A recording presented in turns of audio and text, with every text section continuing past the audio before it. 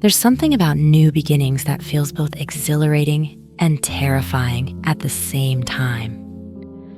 I had just moved to the city a few days ago, a decision driven more by professional ambition than anything else. It wasn't that I hated my old life. It was quiet, predictable, settled. Too settled, maybe. I'd been living in a small town on the outskirts of the city, a place where everyone knew everyone else's business. But now, I was ready for something new, ready to make my mark. The job offer had been too good to pass up. A stepping stone, I told myself, to bigger things. So, I packed up and moved into the city, leaving behind the peaceful, almost claustrophobic life of my old town. My apartment was small but comfortable, wedged between two towering buildings that made me feel like I was constantly under the weight of the city itself. I was alone, and yet I could hear the hum of life around me. People passing by on the street below, cars honking in the distance. On my third night in the city, some of my new colleagues from work invited me out. I thought it was the perfect opportunity to loosen up, to get to know them better, maybe even make a few friends. We met somewhere downtown, a place bustling with life, the neon lights flickering overhead as we walked through the streets, laughing and joking. They were a friendly group. Chris, the loud one, always cracking jokes. Elena, who seemed quieter but sharp, with a biting sense of humor. And Jason, the one I had connected with the most, someone who seemed just as out of place in the city as I felt. We walked through the crowded streets, the glow of shop windows and bars casting long shadows on the pavement. "We should find a place to sit," Chris said at some point, stretching his arms out and yawning dramatically. "I could use a drink." "Yeah, somewhere with good food," Jason added. "I'm starving." We wandered for a bit, passing one packed bar after another, none of them quite what we were looking for. We weren't in a hurry, though. The night was young, and the conversation was easy. At some point, as we turned a corner, I heard something. A faint sound coming from an alleyway between two tall, grimy buildings. It wasn't anything clear, just a sound, like a low hum or murmur. I turned my head toward the alley, squinting into the dimness. "Hey, hang on a sec," I said, almost to myself, stepping away from the group. I glanced back at them, but they were too absorbed in their conversation to hear me. Curiosity got the better of me, and I took a few steps into the alley, peering into the darkness. Nothing. Just a narrow passage lined with dumpsters, the walls grimy and damp. But there was something about it that felt off, something that tugged at me. I kept walking, thinking I would just take a quick look, then head back to my friends. But the farther I went, the more twisted the alleyways became. The straight path I had entered was suddenly full of turns, leading me through narrow, winding back alleys that seemed to shift with every step I took. I should have turned around. I should have called Jason or one of the others. But for some reason, I kept going, half amused and half annoyed at myself for getting lost in the maze of alleyways. By the time I realized just how deep into the back streets I'd wandered, it was around 9 p.m. The buildings loomed tall above me, blocking out the sky, and the alleys grew darker, more oppressive. I reached for my phone, thinking I should probably call one of my colleagues, maybe let them know where I was, or at least make up some excuse for disappearing. I didn't want to admit that I'd gotten lost. As I scrolled through my contacts, a green dim light caught my eye. I looked up and saw, in the distance, what appeared to be a small sign illuminated above an entryway, barely visible in the narrow alley. Curious, I walked closer, squinting as the sign became clearer. The Lost Bar. I couldn't help but chuckle at the name. Fitting, I thought, given the labyrinth of back alleys I'd wandered into. Still, it was intriguing. A hidden bar tucked away from the busy streets with a name like that. I figured it would be worth checking out. Maybe I could invite my colleagues over, making it seem like I'd found something special instead of just admitting that I'd gotten lost. I stepped up to the door and pushed it open, the hinges creaking softly as I entered. Inside, the bar was cozy, almost unnervingly so. It felt like stepping into a different time. The lighting was dim, casting everything in a warm, amber glow. The decor was vintage, old wooden furniture, dusty chandeliers hanging from the ceiling, and a jukebox in the corner, softly playing music I couldn't quite place. It was like something out of a dream, or maybe a memory. I approached the bar and took a seat on one of the tall stools. There were other patrons scattered around the room, but no one was talking. They all seemed focused on their drinks, lost in their own worlds. The air was thick with an odd sense of familiarity, as if everyone here knew something I didn't.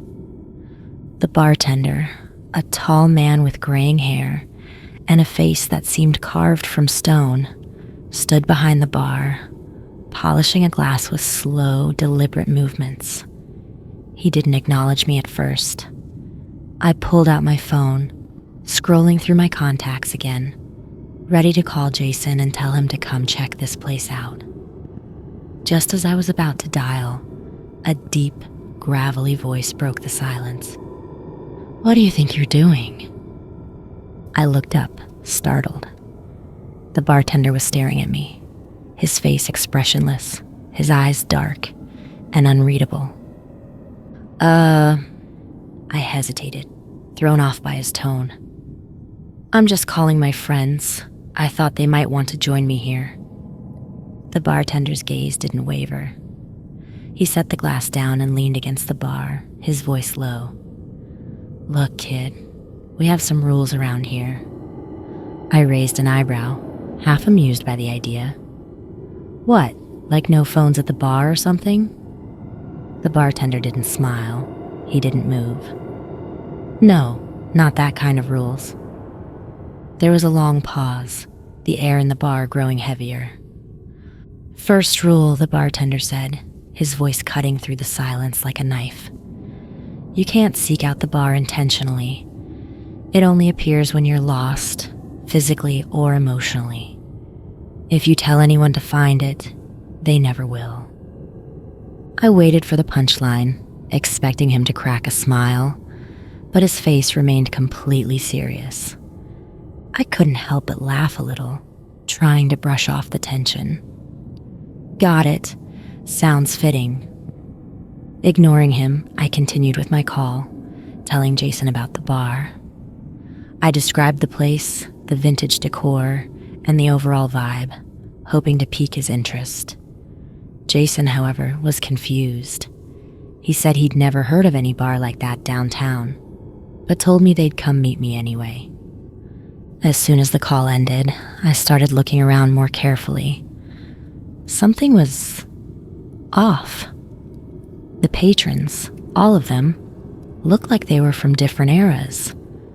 A man in a sharply tailored suit that looked like it belonged in the 1940s sat by the window, sipping a drink. A woman in a vintage dress, maybe from the 80s, sat in a corner, staring at her glass. The more I looked, the more I realized just how out of place everyone seemed, like they didn't belong to the same world, let alone the same decade.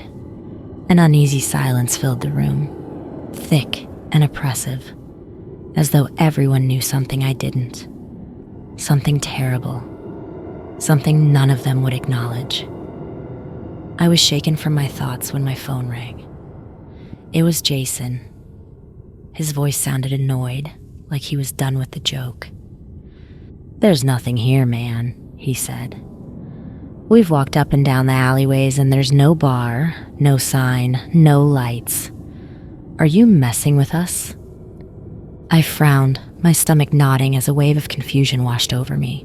"No, I'm serious. I'm sitting inside right now. It's called the Lost Bar. You can't miss it. Dude, I don't know what to tell you, Jason replied, the frustration clear in his voice. We're standing right where you said, and there's nothing here.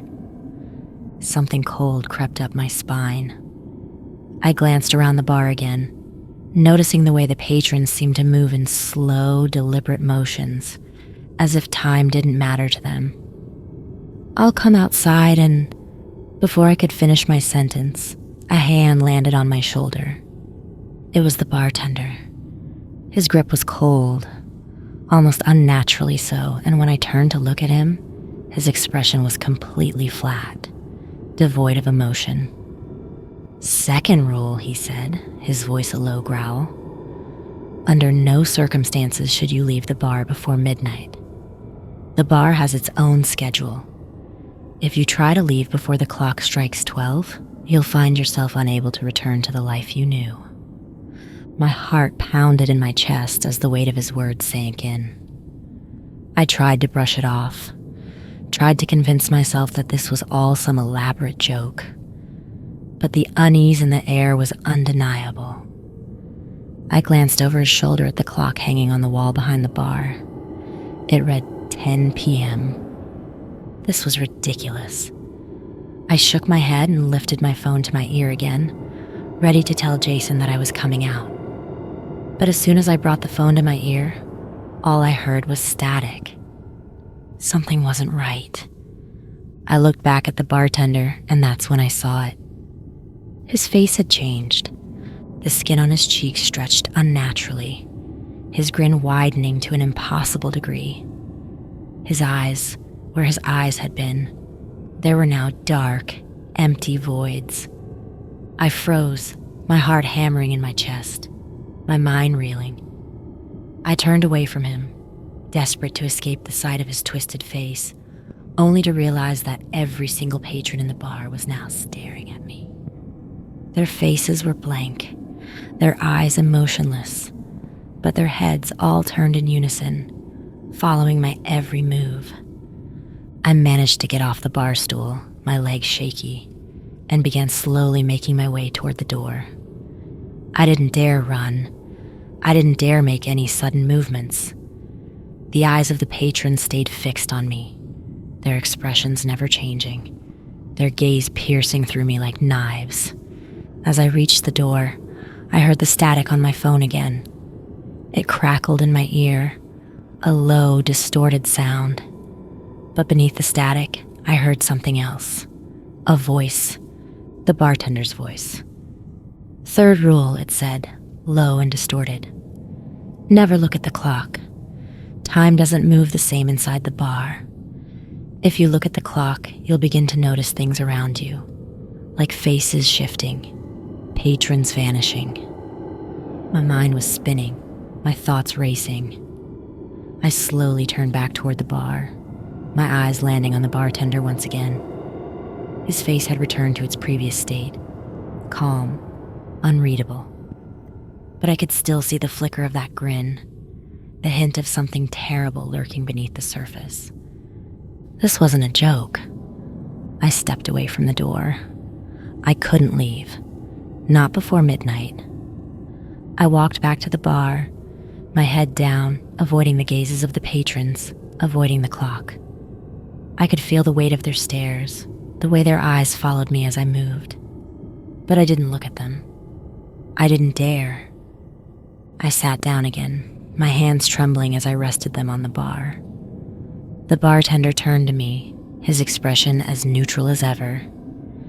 "Kid," he said slowly, "you've broken the rule. Every rule you break has consequences." I swallowed hard, my throat dry. "But you didn't tell me the third rule in time. How could I know?" The bartender's lips curled into a faint smile. "You didn't let me finish talking." I sat there in stunned silence, the weight of what had just happened pressing down on me like a heavy blanket.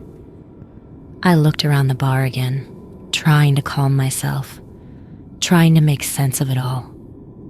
The patrons had gone back to their drinks, their conversations, as if nothing had happened. A slight feeling of relief washed over me, but it was fleeting. The bartender reached under the bar and pulled out a small, yellowed piece of paper.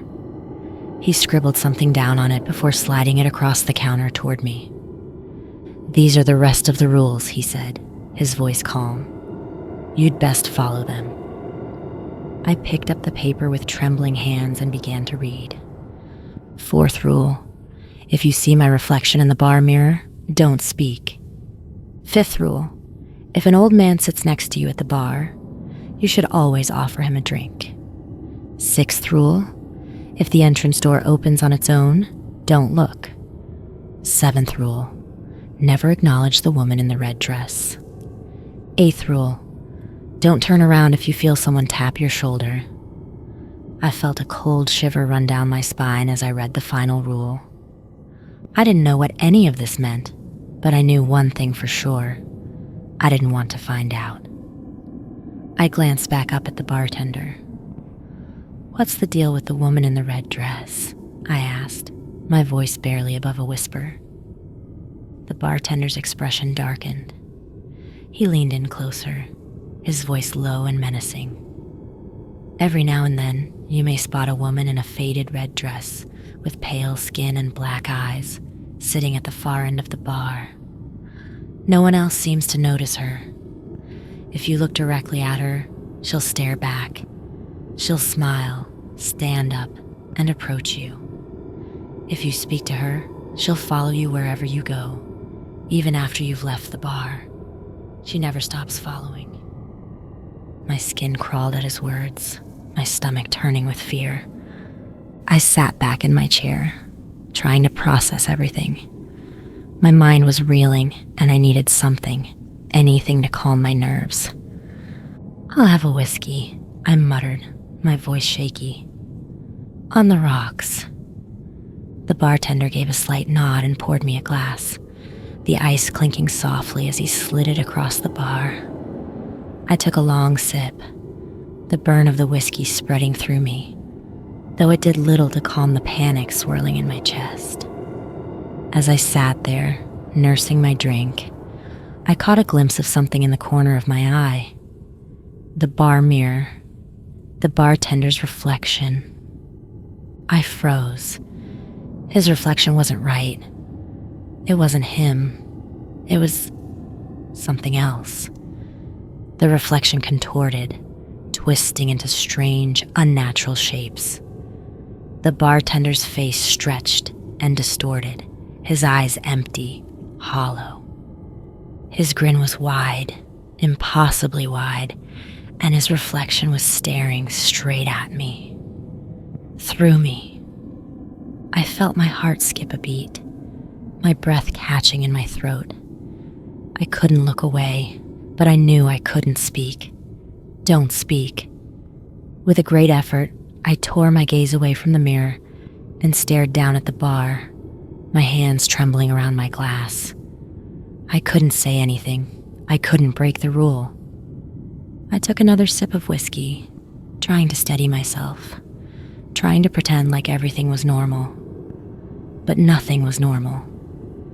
I needed to stretch my legs to get away from the mirror, so I stood up and wandered a few steps away from the bar, careful not to glance toward the reflection again. After a few moments, I heard something. A faint tapping sound, like someone drumming their fingers on the bar. I turned toward the source, and there he was. An old man sat at the bar, hunched over, his face hidden beneath the shadow of a wide-brimmed hat. He didn't move, didn't speak. He just sat there, his hands resting on the bar in front of him. My heart raced as I remembered the fifth rule. If an old man sits next to you at the bar, you should always offer him a drink. I didn't hesitate. I rushed back to the bar, my mind screaming at me to obey the rule. "What would you like to drink?" I asked, my voice barely steady. The man didn't respond. He didn't move. For a long, agonizing moment, I thought I had done something wrong. But then, slowly, the old man turned his head toward me, revealing hollow, black sockets where his eyes should have been. His mouth opened, but no words came out. Instead, I heard a distant, echoing scream, building in intensity until it filled the room. Panic surged through me, but I didn't falter. I grabbed my own whiskey glass and slid it across the bar toward the old man. The scream stopped. The man turned back to face the bar, the black voids of his eyes staring straight ahead as if nothing had happened. I looked around the bar, but the other patrons hadn't reacted at all. They were still minding their own business, as if the old man and his scream had never existed. I couldn't take it anymore. I needed to leave. I turned toward the door, knowing that midnight was approaching, but unsure how much time I had left. I glanced at my phone, hoping to check the time, but the screen was black. It wouldn't turn on, no matter how many times I pressed the button. I turned to the bartender. "What time is it?" I asked, my voice hoarse. The bartender's eyes locked onto mine, his expression unreadable. "Good," he said softly. "You followed the rule." He paused for a moment, then added, "It's 11:30 p.m. Relief flooded through me. Just 30 more minutes. I could make it. I could survive this. The clock on the wall continued to tick away in the background, its sound strangely muted, as if it was coming from somewhere far off, even though I knew it was just behind the bartender. 30 minutes, and then I could leave this nightmare behind me.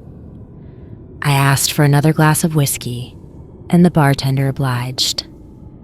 I took a sip of my whiskey, trying to calm the trembling in my hands. The warmth of the alcohol did little to ease the knot of fear tightening in my chest. My eyes flickered toward the mirror behind the bar, but I quickly averted them. The reflection of the bartender, contorted and wrong, still burned in my memory. I glanced at the patrons around me. They were all still absorbed in their own worlds, their expressions distant, their movements slow and deliberate. It was like they were moving through water, stuck in some kind of suspended animation. But even now, none of them seemed to acknowledge my presence. None, except for the bartender.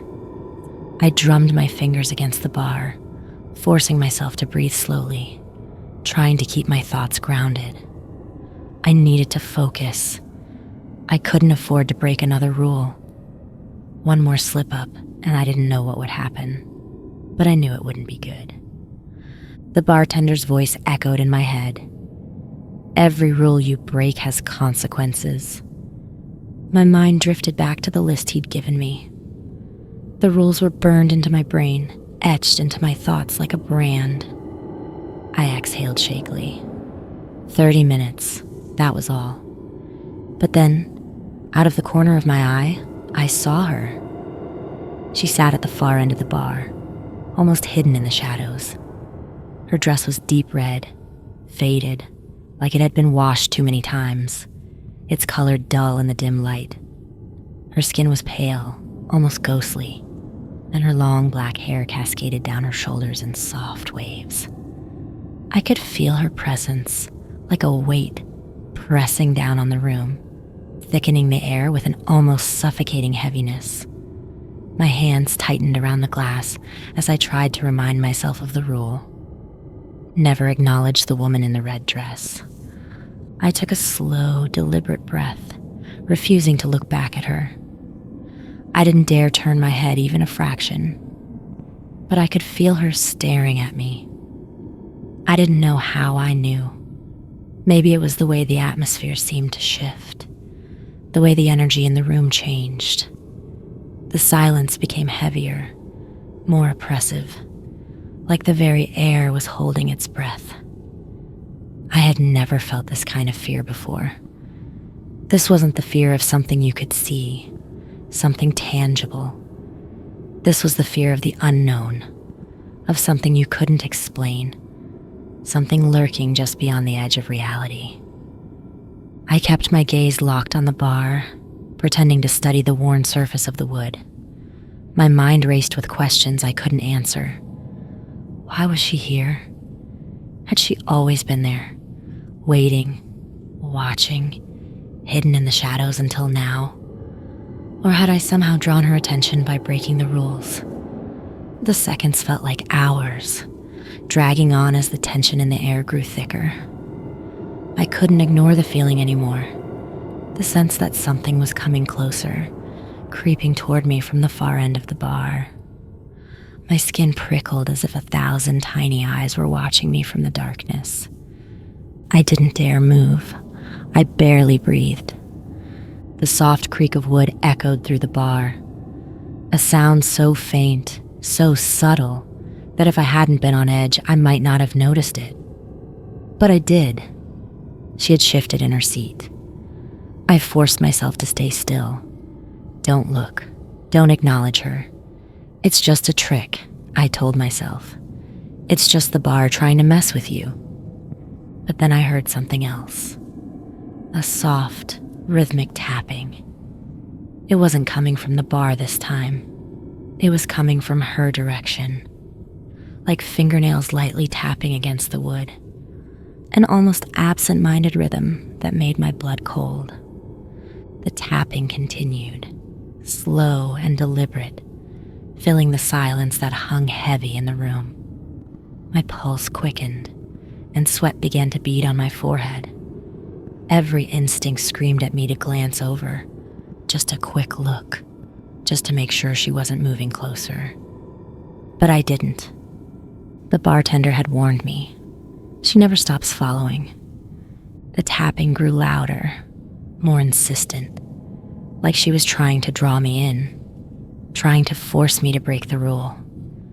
I clenched my fists so tightly, my knuckles turned white, fighting the overwhelming urge to look. Then suddenly, the tapping stopped. The silence that followed was deafening. It was as if the entire bar had gone still, waiting for my next move. I squeezed my eyes shut, my mind racing. Maybe she was gone. Maybe it was over. Maybe I had passed the test. But then, from somewhere just behind me, I heard a soft, almost melodic voice. "Would you like to dance?" My heart stopped. It was her. Her voice was smooth like velvet, and yet it felt wrong, too soft, too inviting, like a predator luring its prey. I didn't move. I didn't answer. I couldn't. The air grew colder around me, and I felt her presence, closer now, much closer. My skin crawled as I sensed her standing just a few feet behind me, waiting for me to acknowledge her, waiting for me to break the rule. Don't look. Don't speak. My mind repeated the mantra over and over, clinging to it like a lifeline. I gripped the edge of the bar, my nails digging into the wood as I fought to keep my composure. I could feel her breath on the back of my neck, the cold, icy breath of something that wasn't human. I wanted to scream, to run, to bolt out of the bar and never look back. But I couldn't. I was paralyzed by fear, trapped in the grip of something ancient and terrifying. The bar around me seemed to fade into the background, the patrons distant and blurred, their figures blending into the shadows. It was just me and her now, suspended in this moment of unbearable tension. And then the cold draft vanished. The weight lifted. I blinked, slowly realizing that I was still sitting at the bar. I hadn't moved. The air around me felt warmer, the oppressive tension easing ever so slightly. My heart continued to race, but I could feel myself returning to reality, to the bar, to the present. She was gone. I didn't look to check. I didn't dare. But I could feel it, the change in the atmosphere. The weight of her presence had lifted, like a shadow retreating back into the darkness. I let out a shaky breath, my body trembling from the encounter. I didn't know how I had survived it. All I knew was that I had followed the rule. I had made it through. The bartender approached me again, his expression unreadable as ever. "Good," he said quietly. "You didn't break the rule." I couldn't respond. I didn't have the energy. All I could do was nod weakly, my mind still reeling from the encounter. But before I could fully process what had just happened, the bartender leaned in close, his voice low and ominous. "There is one more rule," he whispered. "After midnight, the door cannot be opened from inside." My stomach dropped. The relief I had felt only moments ago evaporated, replaced by a new wave of terror. My heart pounded violently in my chest. The weight of those words settled over me like a suffocating blanket, my mind scrambling to make sense of it all. I was trapped. I could feel the seconds ticking by, dragging me toward a decision I didn't want to make. Leave now? Break the second rule? The thought gnawed at me, growing louder with every beat of the clock. If you try to leave before the clock strikes 12, you'll find yourself unable to return to the life you knew. The bartender's voice had been cold and unyielding when he'd said it, but now it felt like a distant warning, almost mocking. What life? What was there for me, really? Sure, I'd just gotten this new job, but I didn't feel settled. My life before this city wasn't exactly something I was desperate to return to. Lonely nights in my quiet town, a few distant friends, and a lingering sense of dissatisfaction. I'd moved here hoping for something new, but now I wasn't sure. Was it better to just leave now and accept whatever consequence followed? Maybe what waited outside the bar couldn't be worse than the slow descent into madness I was feeling here. Time slipped through my fingers, and before I knew it, the bartender leaned in again. "It's almost midnight," he said, his voice devoid of any emotion. My pulse quickened, panic surging through me. I couldn't decide. I couldn't think. The sound of the ticking clock filled my ears, relentless, unmerciful. And then the clock chimed. Midnight. Everything froze. The soft chime of the clock echoed through the bar, dragging with it an almost unbearable silence.